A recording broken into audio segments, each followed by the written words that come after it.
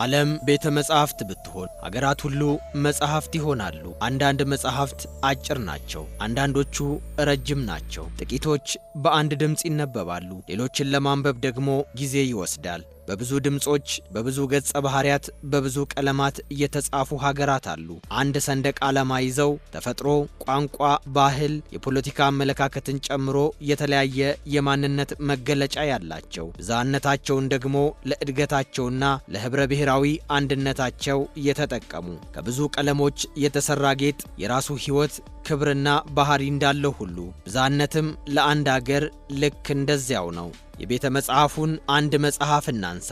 ህንድ लड़की बड़ी अनजानी है लड़का बड़ा ዘወትር ጠዋት ከ1.4 ቢሊዮን ህዝብ በላይ የሚነቃባት ሀገር፣ የተለያዩ ቋንቋዎች የሚነገሩባት፣ በርካታ ሃይማኖቶች ያሉባት፣ ከ2000 በላይ የጎሳ ማንነቶች ያሉባት ሀገር፣ የነጭና ጥቁር ቀለም ልዩነት ሳይገድባቸው እንደ ሀገር አብረው ይቆማሉ። ከዚህ የብዝሃነት ወንዝ ሰላም፣ ፈጠራ፣ ቴክኖሎጂና ኢኮኖሚ ወደ ሌሎች ሀገራት ይፈሳል። ጥንካሬያቸው ከብዝሃነት የተወለደና በጥበብ እየታቀፈ ነው።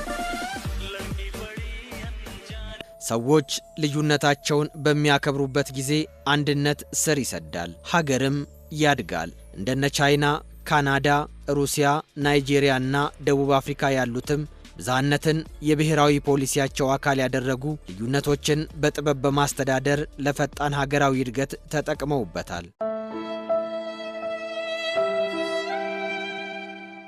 አሁን ሌላኛውን መጽሐፍ እንክፈት። በአፍሪካ ሰማይ ስር የተጻፈው መጽሐፍ ኢትዮጵያ።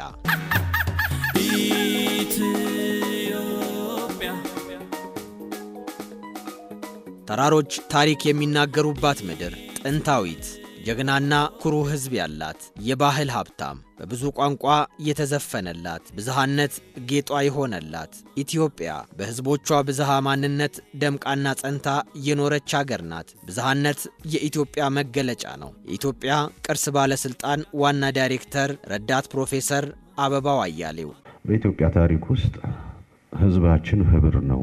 ከታሪክ አኳያ፣ ከባህል አኳያ፣ ከሌላውም ስናይ አንዱ ካልዱ ያልተጋባ፣ አንዱ ካንዱ ያልተዋለደበት የለም። የጋብቻና የደም ትስስሩ ለዘመናት የቆየና ያ ደግሞ ሁሉንም አንድ አድርጎ ያዛመደው ትውልዱ የተሳሰረ ትውልድ መሆኑ ነው። እርስ በርስ የሚያጋምዱን በርካታ ሰንሰለቶች አሉን። አያት ቅድመ አያቶቻችን እርስ በርስ ከተጋመዱባቸው ሰንሰለቶች ትልቁ የወል ትርክት የሆነው አድዋ የጋራ ድል ሆኖ ለዘላለም ሲዘከር ይኖራል። ታላቁ የኢትዮጵያ ህዳሴ ግድብ ደግሞ የዘመኑ ትውልድ ህብረ ብሔራዊ አንድነቱን ያሳየበት ዳግማዊ አድዋ ነው። ኢትዮጵያውያን በአንድነትና በህብረት ከቆሙ የማያሳኩት ነገር እንደሌለ እነዚህ አሻራዎች ሕያው ምስክሮች ናቸው። የኢትዮጵያ ታሪክ ምሁራን ማህበር ፕሬዝዳንት ፕሮፌሰር ባህሩ ዘውዴ የውጭ ፈተና በሚመጣበት ጊዜ የውስጥ ልዩነትን ወደ ጎን አድርጎ በአንድነት ሆ ብሎ ለመነሳት ሁልጊዜ የሚጠቀሰው አድዋ ነው። ግን በኋላ የሶማሊያ ወረራ ጊዜም በግልጽ የታየ ነገር ነው።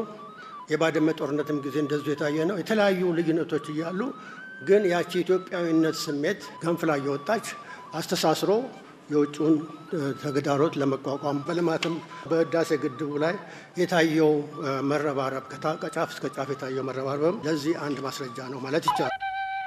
የተለያዩ ብሔር፣ ቋንቋ፣ ባህልና እምነት ያላቸው ኢትዮጵያውያን አንድ አጀንዳ ይዘው ብዙ ሐሳብና ጉልበታቸውን በማዋጣት የጠላትን ሴራ በተግባር ማክሸፍ ችለዋል። ማህበራዊና ባህላዊ ሀብቶቻችን ህዝብን የሚያስተሳስሩ፣ በዜጎች መካከል መተማመንን የሚፈጥሩ፣ የጋራ ማንነትን ለመገንባት የሚያስችሉ ናቸው። ይህንን ህብረ ብሔራዊ አንድነት ለማጠናከርና ለሀገራዊ እድገት ለመጠቀም የወል ትርክትን ማጽናትም ይጠበቃል።